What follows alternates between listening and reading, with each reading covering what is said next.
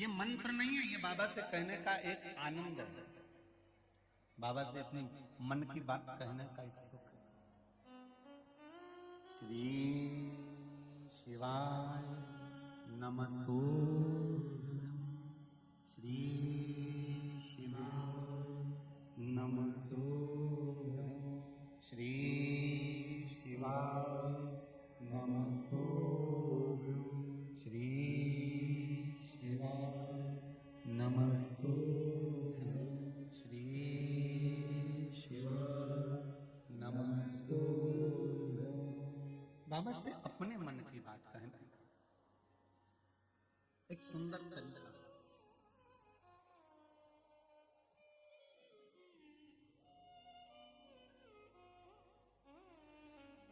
इस मंत्र का बल, एक पत्र आया देखिए, इस मंत्र का बल कितना प्रबल है।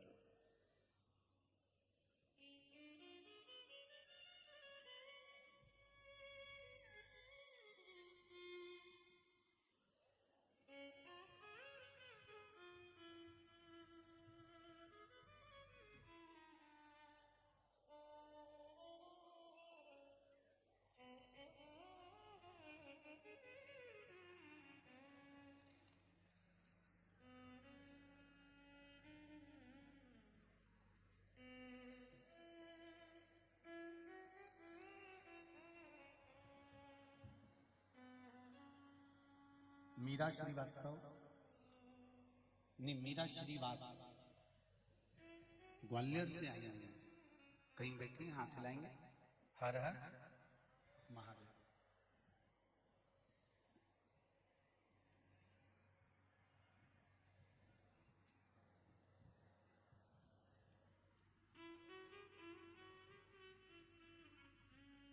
मीरा जी, बाबा की कृपा, जरा माइक पहुंचाएंगे, पहुंचाएंगे। वो ग्वालियर वाली बहन जी को जल्दी पहुंचाओ।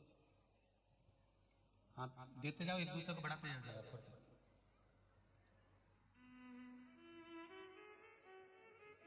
मीरा जी श्रीवास ग्वालियर से हैं। ब्रेन ट्यूमर हो गया था, कुछ ही दिनों में वह इतना बढ़ गया कि मेरे स्कूल के स्टाफ वाले भी मुझ पर हंसते थे। हाँ जी, कहाँ से आई है दीदी? ग्वालियर से। श्री शिवाय नमस्तुभ्यम, श्री शिवाय नमस्तुभ्यम। आप ग्वालियर की रहने वाली हैं? क्या बोले? ग्वालियर से रहने वाली हैं? ग्वालियर से हैं, डीडी नगर में रहते हैं। डीडी नगर में रहते हैं। क्या नाम है दीदी आपका? मीरा श्रीवास। मीरा श्रीवास। आपने इसमें लिखा है, सबसे पहले तो अपने पत्र के ऊपर ही लिख दिया, 2 दिन में ब्रेन ट्यूमर का इलाज बाबा के पास। जी गुरु। ये शंकर भगवान बड़ी कृपा करे हैं और आपके चेहरे की स्माइल और प्रसन्नता भी बताती है। क्या प्रॉब्लम हो गया? पता नहीं, यहाँ पे गुरुजी बहुत बड़ा फोड़ा सा हो गया था। जी। सब लोग मुझे देख के हंसते थे जी। लेकिन मैंने घर पे आए तो मेरे बेटा बहू बोलने लगी कि श्री शिवाय नमस्तुभ्यं का जाप करो, उससे ही आपको बोले बाबा ठीक कर देंगे। जी। तो बस मैंने श्री शिवाय नमस्तुभ्यं का जाप किया, बस उसी से दिन पे दिन ठीक हो ही गई। अब ठीक है? बिल्कुल बिल्कुल ठीक है, मैं ठोकती रहती हूँ। सिर ठोक के बताओ जरा एक बार। सिर ठोक लिया? हाँ, इसे ठोक लिया। अब तो तकलीफ नहीं है? नहीं, बस तो ब्रेन ट्यूमर गया, बाबा था ना, ऑपरेशन उसने अंदर के अंदर कर दिया। हर हर बैठ जाइए। श्री शिवाय नमस्तुभ्यम। बड़े सुंदर भाव आपने व्यक्त करा। एक पत्र और है, अर्चना कन्नौजिया गोपालगंज सागर से हैं, कहीं बैठी हैं अर्चना जी? आप ही हैं? दोनों हाथ हिला दो एक बार। हर हर महादेव। शिवपुराण सुनने का अनुभव आपको बताएं तो मेरी बहन ने शिवपुराण कथा की लिंक मोबाइल पर भेजा, फिर टीवी पर आस्था चैनल पर देखना प्रारंभ किया। इसके पहले मैंने 4-5 महीने से बहुत तकलीफ में थी। मुझे बाय और सिस्ट गले बिल्डर में पित्त शाप में स्टोन हो गया था। सोनोग्राफी में मालूम पड़ा, बहुत दर्द होता था गुरुजी, करीब 4 से 5 डॉक्टरों को दिखा चुकी थी पर कुछ आराम नहीं लगा था। डॉक्टर्स बोलते थे आराम नहीं लग रहा है तो ऑपरेशन करा लीजिए। इसी बीच में कथा सुनी। लास्ट में एक डॉक्टर को दिखाया और दिखाने के बाद 3 बेलपत्र वाला प्रयोग और बाबा की कृपा से 3 दिन डॉक्टर की दवाई ली और बाबा शंकर भगवान पर 1 लोटा पानी चढ़ाना प्रारंभ किया। बेलपत्र लाकर शिव जी की चढ़ी हुई खाना प्रारंभ करा। बाबा की कृपा से मेरा स्टोन बाहर निकल गया। अब मैं ठीक हूँ। बैठो बहन। श्री शिवाय नमस्तुभ्यम। हर हर महादेव। बैठी। शिव कृपा इसी को कर।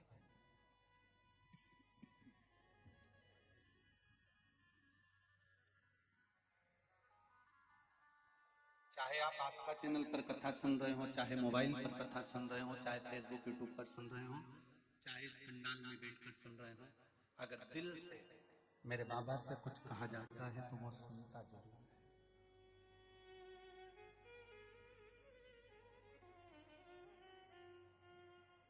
स्कूल की घंटी बच्चों के लिए बजाई जाती है कि समय पर वो ध्यान लगाकर पढ़े। मंदिर की घंटी भक्त के लिए बजाई जाती है, जो घंटी बजा रहा है उसके लिए बजाई जाती है कि आप बाबा पर विश्वास कर उसका स्मरण करें तो जीवन का सुख प्राप्त अवश्य होगा। अकाल मृत्यु वो मरे जो काम करे चंडाल का, काल उसका क्या बिगाड़े जो भक्त हो महा काल का। जो शिव का उपासक होता है उसको भय नहीं होता।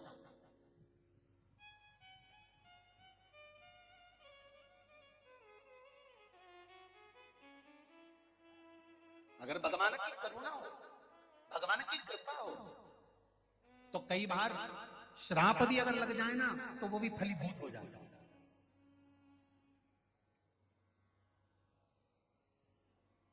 नल और नील को लगा क्या था? श्राप ही तो था।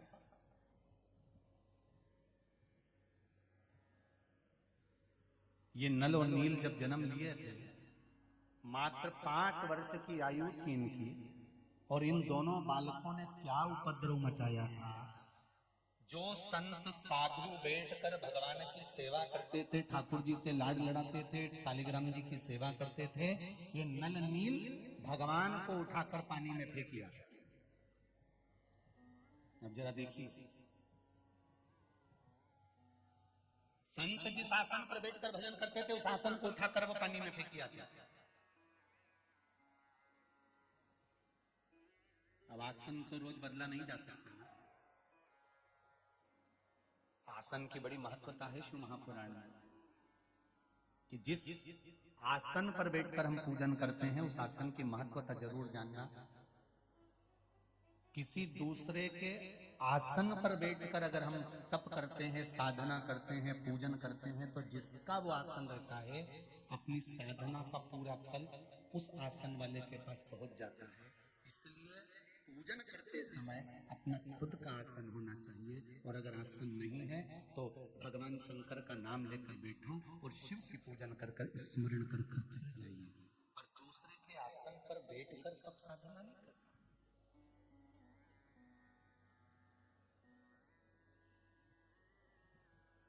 स्वयं का आसन रखिए।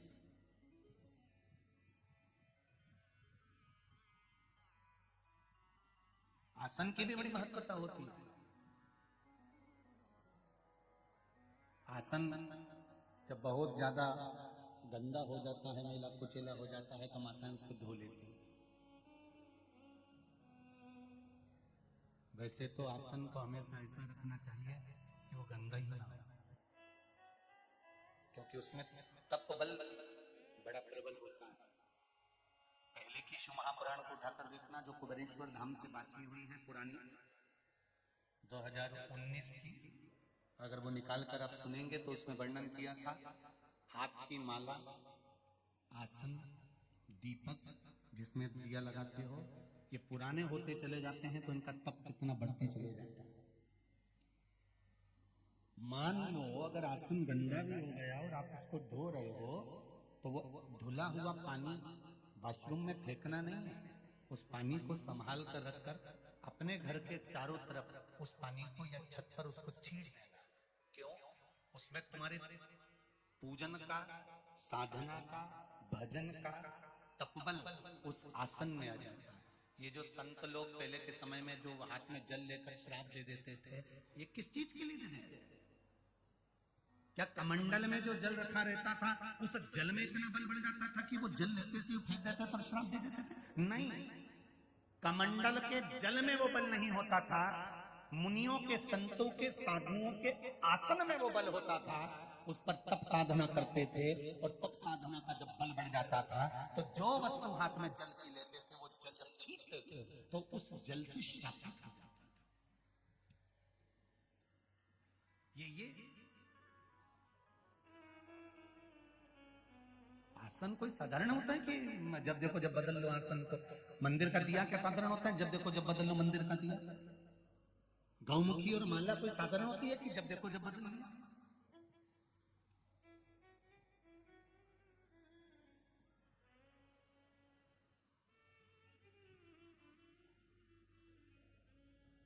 जैसे माला की मूलता, तुलसी की माला अगर आप जप रहे हो तो उसमें मन का रुद्राक्ष का नहीं होना चाहिए।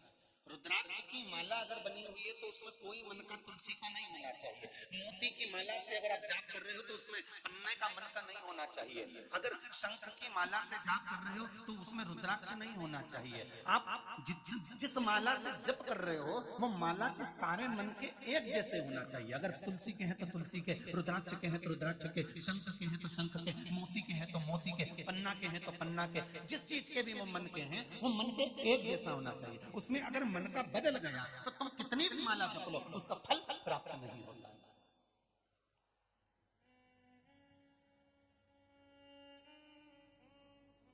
एक जैसा मन का होना चाहिए, उसका फल 1000 गुना हमें प्राप्त हो जाएगा। और अगर कोई मन का तुमने फैशन डिजाइन में बदलवा लिया कि नहीं हमको तो इसमें तुलसी की माला में रुद्राक्ष की माला का मन का लगा दो, या रुद्राक्ष में मोती लगा दो, या मोती में तुम एक काम करो शंख लगा दो, या शंख की जगह तुम पन्ना लगा दो, पुखराज लगा दो, तो ये श्रेष्ठता नहीं करता हमारा।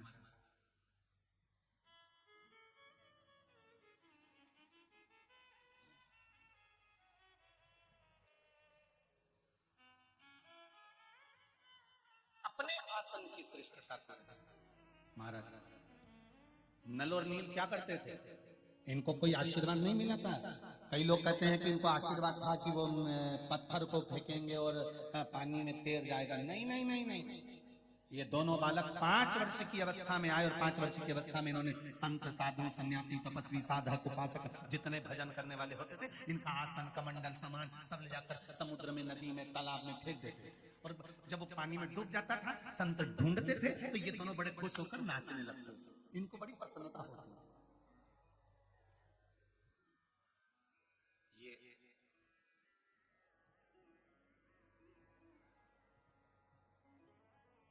कई बार इनके माता पिता को, अश्विनी कुमारों को बताया गया कि भाई तुम्हारी बच्चे ऐसा कर रहे हैं। अब बच्चों को समझाया भी पर बच्चे माने नहीं तो क्या करें। खूब समझाया, खूब कहा।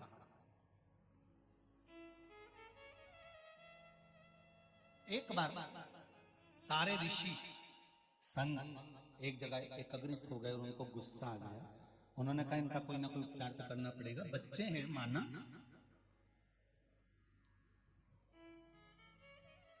गलती करें बच्चे, पर गलती जैसी गलती करें तो चल जाए, पर बच्चे जब कोई छोटी सी चींटी जा रही है और छोटा सा बच्चा उस चींटी को मार रहा है और माँ प्रसन्न हो रही है तो ये माँ की गलती। कोई चींटा निकल कर जा रहा है, चींटे को अगर बच्चा मार रहा है और माँ प्रसन्न हो रही है तो ये माता की गलती है।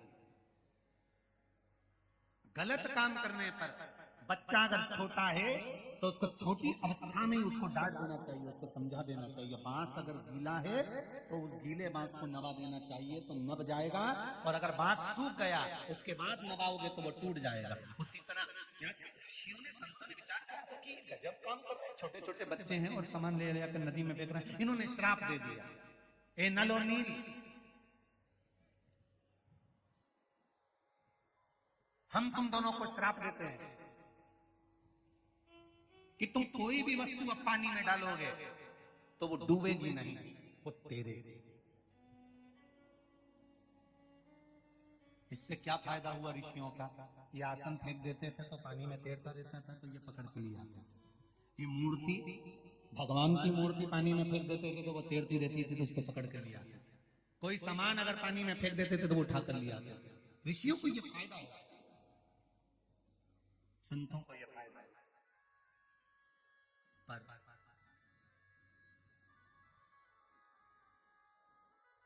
श्राप भी अगर भगवान की शरणागति में पहुंच जाता है ना, तो वो श्राप नहीं रहता, वो वरदान हो जाता है।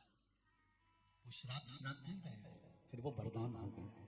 और वही हुआ, नल और नील को श्राप लगा था कि जो पानी में फेंकोगे वो पानी में तैरेगा, डूबेगा नहीं।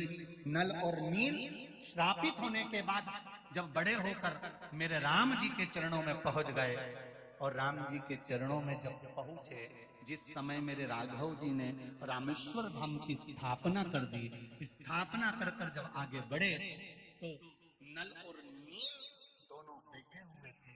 तब स्वयं शिव की प्रेरणा हो गई कि तुम कहाँ ढूंढ रहे हो? इन दोनों बच्चों को श्राप लगा है, जो फेंकेंगे वो पानी में तैरेगा।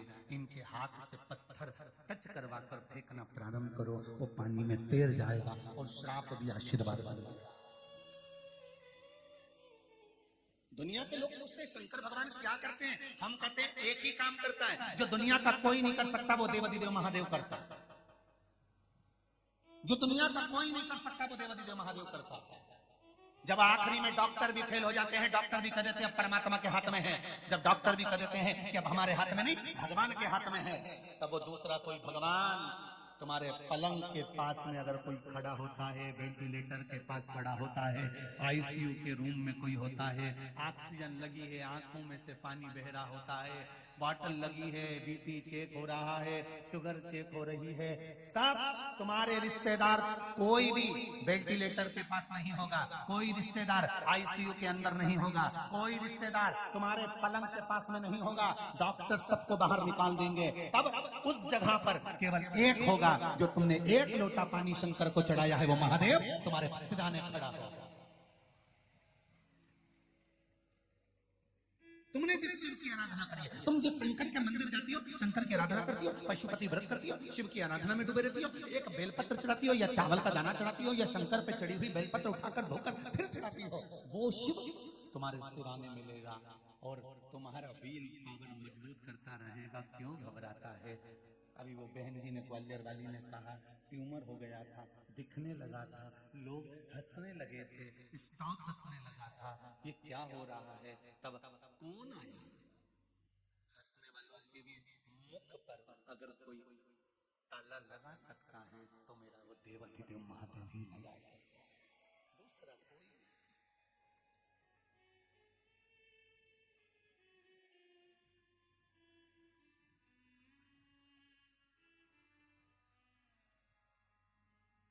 कोई दूसरा नहीं। इसीलिए कहते हैं महाराज उसका स्मरण हमारे ओम नमः, जम के बोलिए शिवाय, ओम नमः शिवाय।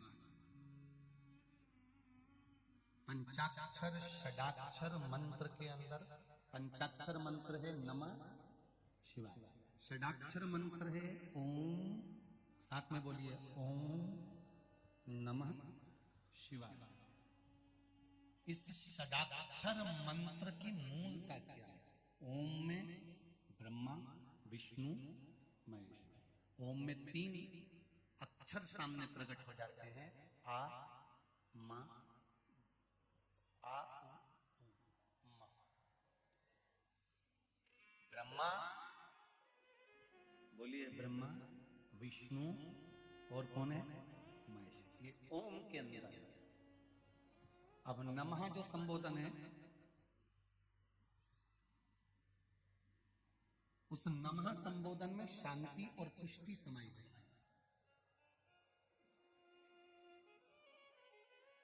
नमः का मतलब है नमन। ब्रह्मा विष्णु और महेश इनको नमन करते हैं, अर्थात इस नमः शब्द में शांति भी है, पुष्टि भी है, नमन भी है। अब बचा शिवाय। शिवाय में आद्य शक्ति जगदम्बा है, शिवाय में ब्रह्म शक्ति है, शिवाय में 33 कोटि देवताओं के जो उनके वज्र में, उनके त्रिशूल में, उनके चक्र में, उनके शंख में जो जो शक्तियां होती हैं, वो सारी शक्तियां केवल शिवाय शब्द में। कौन से शब्द में है? शिवाय। केवल शिवाय शब्द। अब जरा विचार करिए, षडाक्षर मंत्र ओम नमः शिवाय, सब बोलिए ओम नमः शिवाय, ओम नमः शिवाय। इस षडाक्षर मंत्र में 33 कोटि देवताओं का संपूर्ण बल समाहित होता है।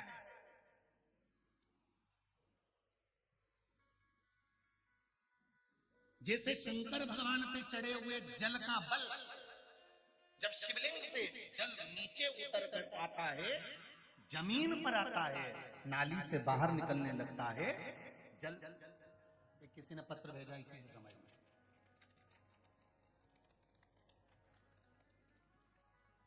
ये शिवलिंग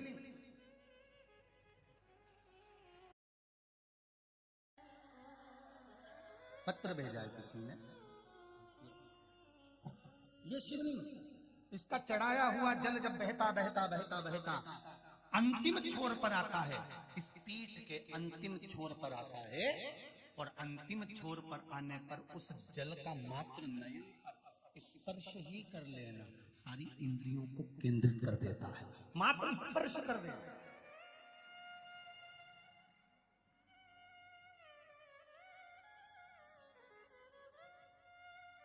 चढ़ाए हुए जल का भाग बहता बहता आया और पीठ पर से अंतिम छोर पर आया, अंतिम छोर, और उसका मात्र स्पर्श मात्र फल प्रदान करता है।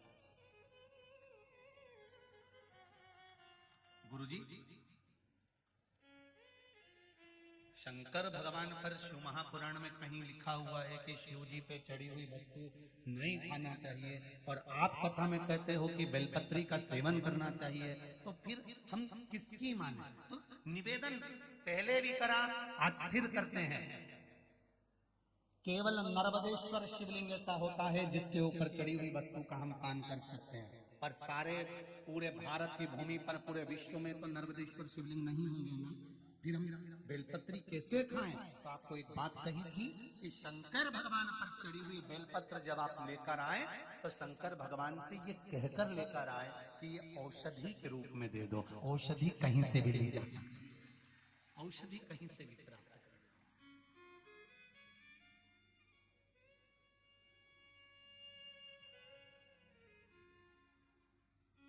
उस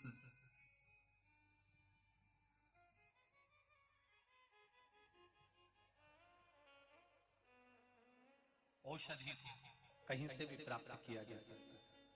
कैसे? जैसे भोजन में 3 दोष होते हैं।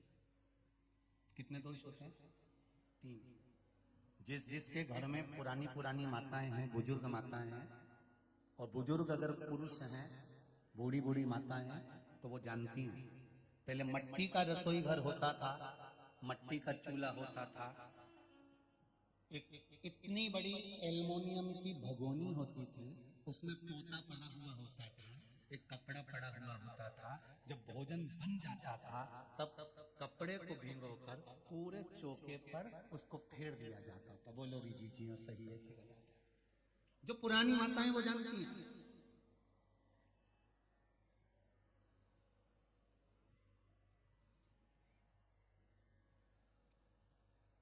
क्यों?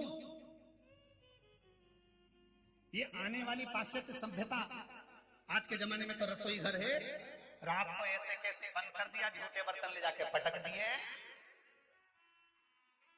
5 बेसिन के अंदर ले जाकर पटक दिए मंजोटा में, और बस दरवाजा बंद किचन का, और किचन का दरवाजा बंद होने के बाद सवेरे से उठ के आई, बकासी भरती रही, मुंडा भी नहीं धोया, और लाइटर से गैस चालू करा, चाय माय उकाल उकुल के वो लेके जाए। अब कई लोग कहते हैं गुरुजी कि घर में कमाई अच्छी है, पैसा अच्छा है, सब परिवार अच्छा है, सब भाई कमा रहे हैं, सबकी माताएं जानती हैं, सबकी पत्नियां जानती हैं कि हमारा पति कमा रहा है, सबके बच्चे अच्छे हैं, परिवार अच्छा है, धन अच्छा है, गाड़ी बंगला खूब है, फ्लैट अच्छा है, मकान अच्छा है, रिश्तेदार अच्छे हैं, सब कुछ है घर में, और शांति क्यों नहीं है? उसका एक कारण है, पहले होता था रसोई घर, अब हो गया किचन। किचन का मतलब किच किच घर।